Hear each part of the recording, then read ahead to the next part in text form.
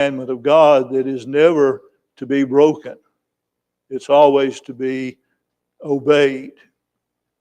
And so we need to keep that in mind. That is a commandment that is never filled until the relationship has ended. And we notice it's stated so in Ephesians 6, verses 2 and 3. The word honor is used. And again, as we discussed here in Matthew 15, 1 through 6. The way that we obey that commandment can vary, but we have that responsibility. We must meet that commandment to honor our fathers and mothers as long as the relationship exists. Any comment on that before we move forward? You can't say, well, I gave it to the church. That won't work. We've got a responsibility to obey that commandment. And back in our text, in Colossians chapter 3, and verse 21, it says, "Fathers, provoke not your children to anger, lest they be discouraged." And so this idea of provoking to anger, I think I don't know that I've done that before. Perhaps I have in disciplining children. I don't think that I have. I know it would never be intentional to do so. But I think it's something that's intended to have that outcome, to provoke the child, to be of a disposition to get that child's emotions moved to the point of anger. In other words, the parent, in their dealing with the child, is one of provoking, one of interacting with the child to bring out the anger in a child. And it says here to fathers not to provoke your children. Let's say, I think it says in verse 21, to anger lest they be discouraged. And over in Ephesians, and I don't know that I wrote it down, but let's see if I can find it real quick. In Ephesians chapter 6, verse 4 says, "And you fathers provoke not your children wrath, but bring them up in the nurture and admonition of the Lord." And I had the verse, had it written down, but I didn't have the verse. So he says that contrary to that, and contrary to provoking them to anger, he says to bring them up, but bring them up in the nurture and admonition of the Lord. So what we need to do is to focus our attention and our time with our children and bringing them up in the nurture and admonition of the Lord. This idea of nurturing is educating, training, and instructing our children. Now, to do so, it takes a commitment to do that. We can do that, first of all, by our example. When if you're nurturing, you're educating, training, instructing, your children are going to be watching you to see if you're consistent in what you're doing. And so you have to be setting the right example before your child so that they will, number one, believe you, and number two, want to accept what you are saying. It takes a commitment to do so. It's not something that you are doing this week and skipping a week and doing it another week. You have to be consistent in that training, that educating and training, the nurturing. And it says of the Lord. And so things pertaining to how the child should live and how they should behave themselves. Of course, that affects all aspects of the child's life. Children that are brought up in the nurture of the Lord, they're going to have better relationships within their own families and with people they work with and so on, because things that we do in the Lord are going to have that positive effect in all aspects of life. And so we need to nurture them in the Lord. And of course, it's not only by the example, but by the words. And here specifically, the words that we say, the things we teach them from God's Word. And so we need to bring them up in the nurture, the educating, training, and instruction.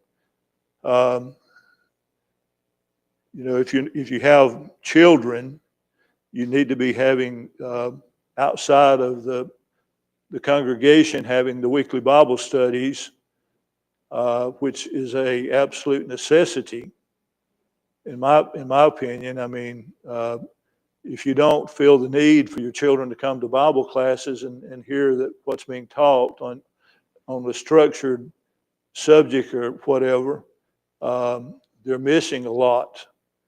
First of all, they're missing the fact that you don't think it's important enough, but they're missing a lot. But there's Bible study that needs to be done at home. Now, I haven't always done the best that I could do, but we have made attempts at teaching our children at home. And we've done that in various ways at different times with different ages and children, but we have attempted to do so, and we, don't do as I say, do as I say. Don't do as I have done and the mistakes I've made, but do as I say, do as the Word of God says. We need to be teaching our children, bringing them up in the nurture and admonition of the Lord.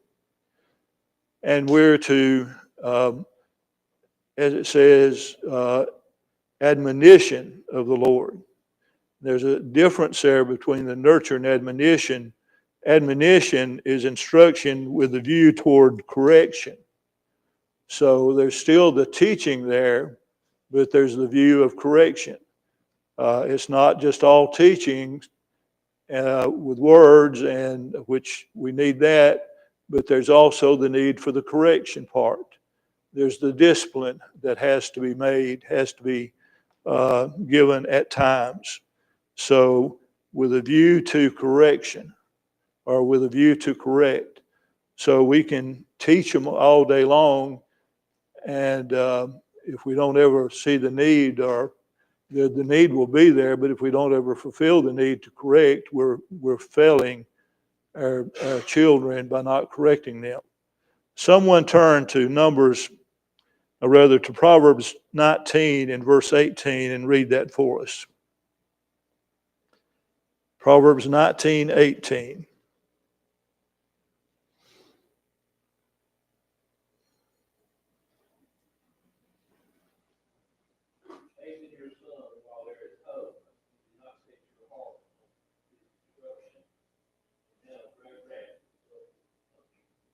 Okay, and in Proverbs 13:24.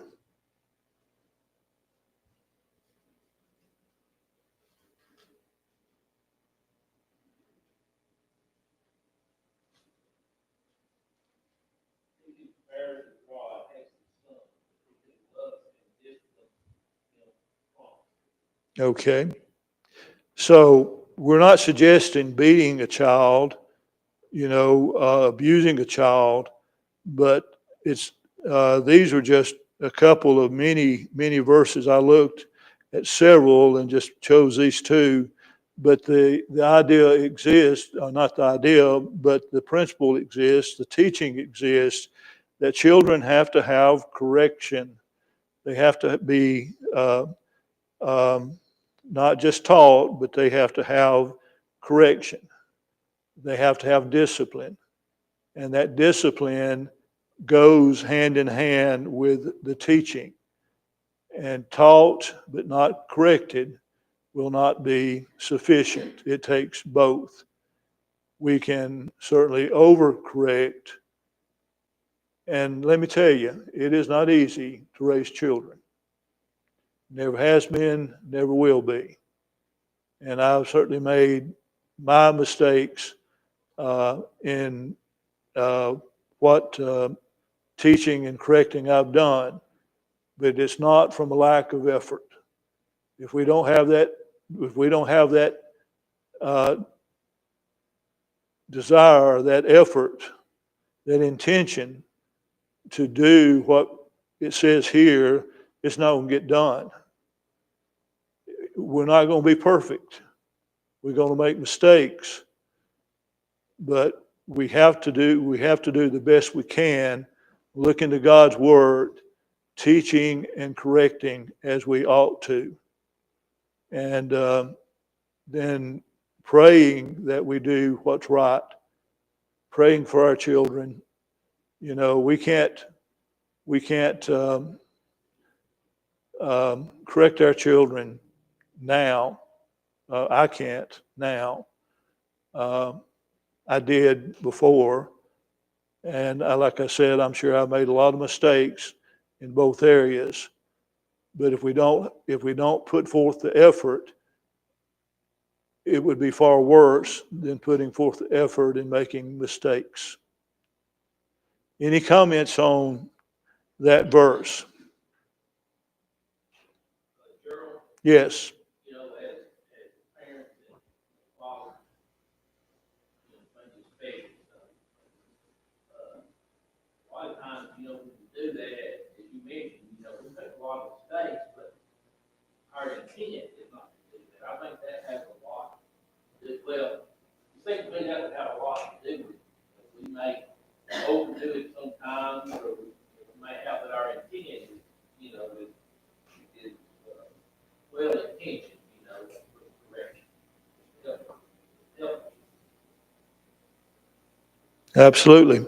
Without the intent to do that, um, we're not going to do anything, which is the worst thing to do, is to not do anything.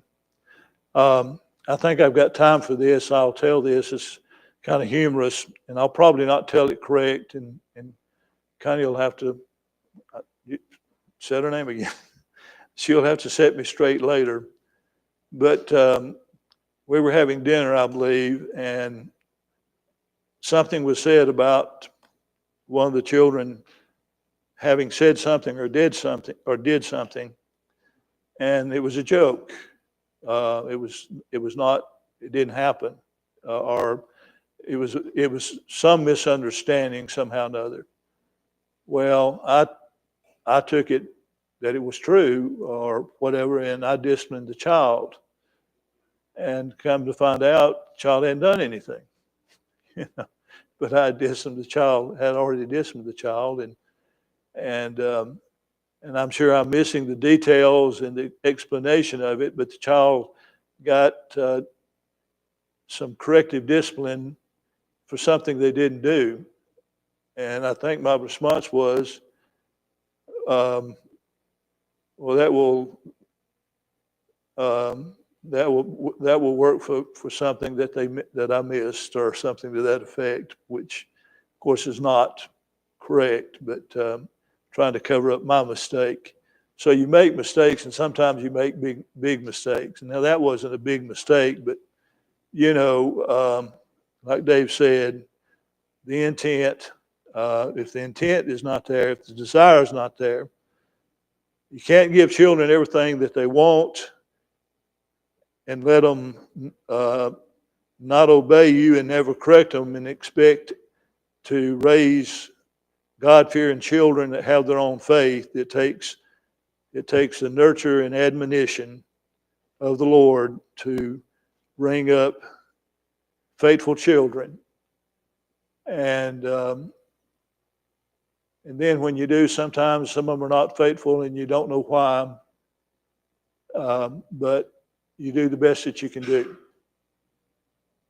Anyone else? I looked at this verse quite a bit, when Mary and I were younger parents, and I was concerned that I wouldn't violate this clause of this commandment here, this guidance. The provoke here carries with it the idea of to exasperate. Yeah. Actions that embitter or angrily or over irritate a child. Examples could be excessive or inconsistent discipline, and you covered that well. Unrealistic expectations, neglect or favoritism, and harsh words or actions. I think some parents make a mistake, and most people here have already raised their children, but trying to embarrass or humiliate, crossing the line, I think that's where that embittering comes in. The carryover and the application, I think, for me, is to understand better how to interact with fellow Christians. If I need an admonition from you, you would probably serve yourself and me better to do it out of the spirit of love if I was wrong and not try and embarrass me or humiliate me. And I think that growth process of raising our children under the guidance of the Lord can help us mature as Christians and help us better interact with each other. Because you don't want to do anything to my harm, I'm sure. And I want to be pleasing to God, and I want to get along with you. And I think that further develops the idea of we want to provoke one another to love and good works and not exasperate each other. Right, right. So I think there's much to be learned from the verse and what we learn in our childbearing years. It's kind of hard. I agree 100%, Tim, but it's kind of hard to show that to a child while you're doing the disciplining. It's kind of hard to show that, even though it's there. It's kind of hard to, But I think as you began, I think it's something that you do intentionally, in the most part, in the provoking. It's an intentional thing to provoke the child and so on. But I agree with everything that you had to say. I appreciate that. Let's go to the next verse. Was someone else going to say something? It's time. Say, Tim, yeah, go ahead. I was thinking of ways Father can provoke children to wrath. Growing up, my dad drank a lot, and that provoked us because he talked a lot, said a lot of choice words a lot, kept us up a lot, that was a way of provoking us. Yeah. And that was hard through the years. Yeah. So you know what it is then, Todd? Okay. We talk about it, you experienced it, so. Yes. My father never provoked me. In fact, I don't remember if he ever gave me any kind of whipping at all, which was not the right thing. So there has to be that mix in there. If there's not anything else, let's move on to the different relationship here.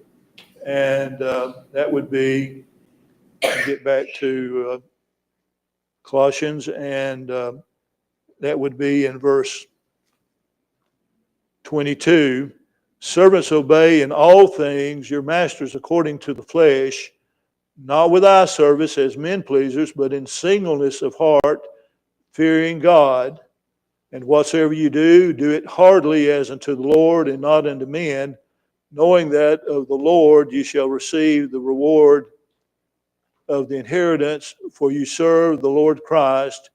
But he that doeth wrong shall receive for the wrong which he hath done, and there is no respect of persons. And I believe verse 1 of chapter 4 should go with this.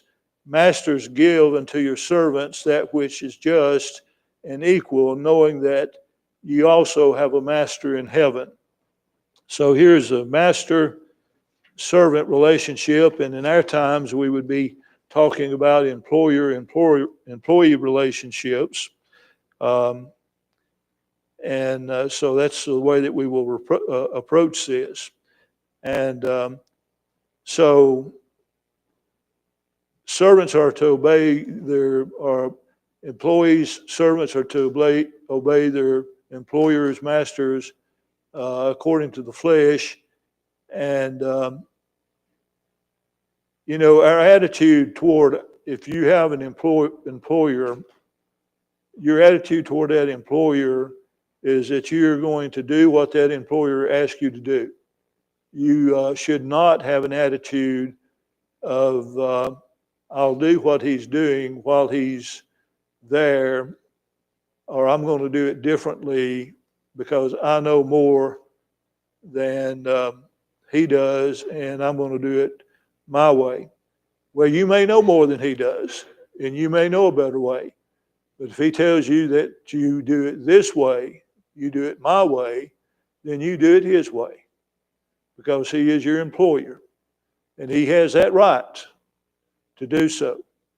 And so you have the authority here in the scriptures to obey your employer. And if he says to do it that way. Now, in most places, you would have an opportunity to possibly have a discussion about that and express your idea, and he may think that yours is better, or he may think that his is better and thinks that you're a troublemaker and fire you.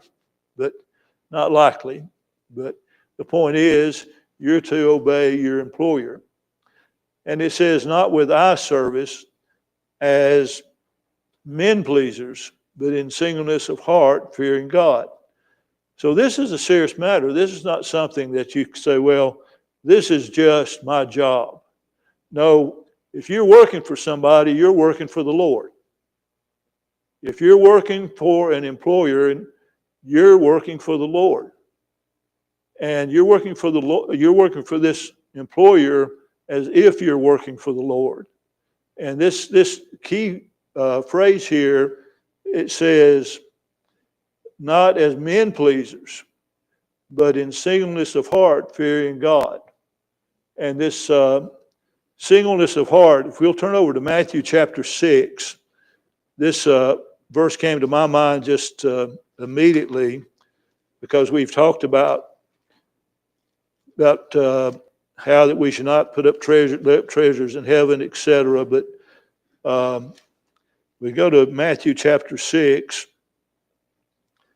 and I got to turn one more page here.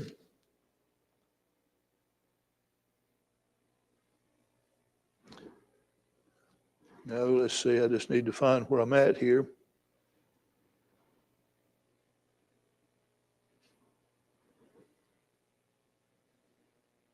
Okay, beginning back in verse 19, it says, lay not for yourself treasures upon the earth, where moth and rust corrupts and thieves break through and steal.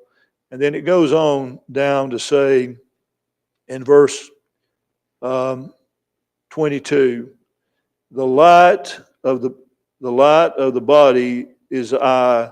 If therefore thine eye be single, thy whole body is full of light. But if thine eye be evil, thy whole body shall be full of darkness. If therefore the light that is in thee be darkness, how great is that darkness? So again, the light of the body is the eye. If therefore thine eye be single, thy whole body be full of lightness. So this idea, back in our text here in Colossians 3, and it says, in singleness of heart. So when we got this idea of singleness, you could have a singleness of purpose, And to me, this is with singleness of heart would be that same thing. It's like the singleness of not in eye service. In other words, not just to be seen. You're doing your job, and when the boss comes around or your employer comes around, you're going to do it his way to please him. But if he's not there, you're not going to be doing it that way. You're going to do whatever you want to do. But it says in singleness of heart and singleness of purpose, because back in Matthew chapter 5, it talks about, how that the singleness of your eye is the light, and you want singleness of that light, and that is a good thing. So we want singleness of heart, singleness of purpose, fearing God. So we work for our employer with singleness of purpose. We're not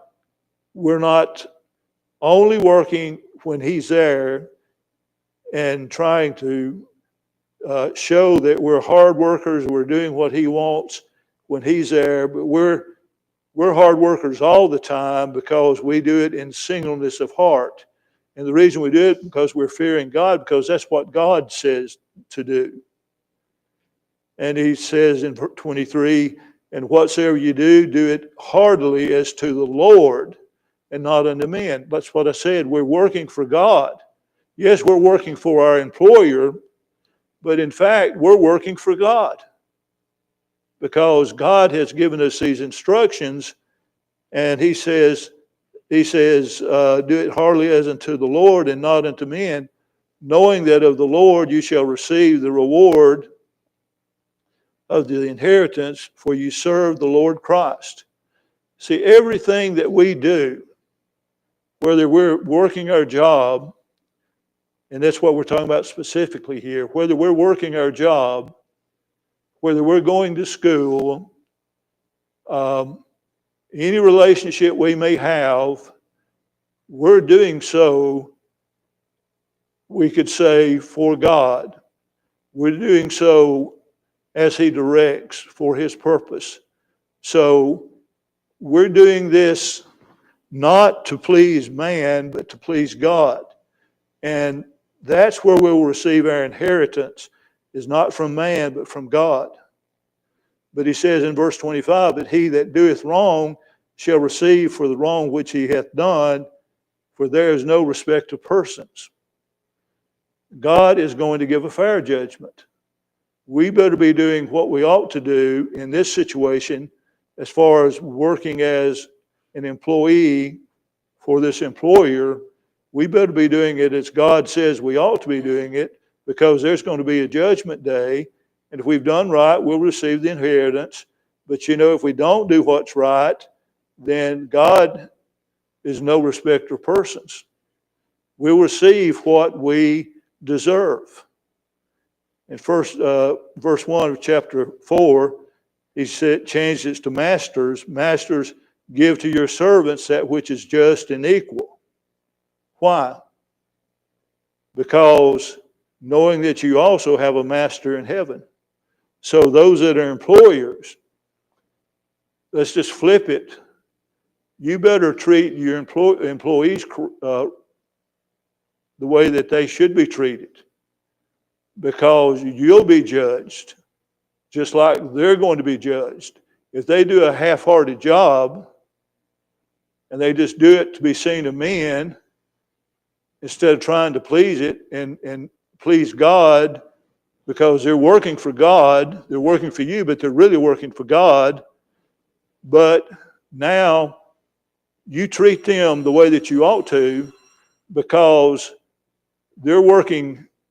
They're working for you, and you're their employer. But you'll give an answer to God how you treat them. So it works both ways. So he didn't leave either one out. So that concludes, unless someone has someone they want to bring up next time, and I heard the bell ring the second time, but I had a couple of minutes late start, so I guess I could take a couple of minutes now, but just joking. But we'll finish this chapter, Lord willing, chapter 4, next week. And if we have time, we'll answer the questions for both through verse 25 of chapter 3 and through the end of the chapter. So answer your questions for those two. And I think we should have time to answer the questions, which I think are very important. Appreciate your attention and participation.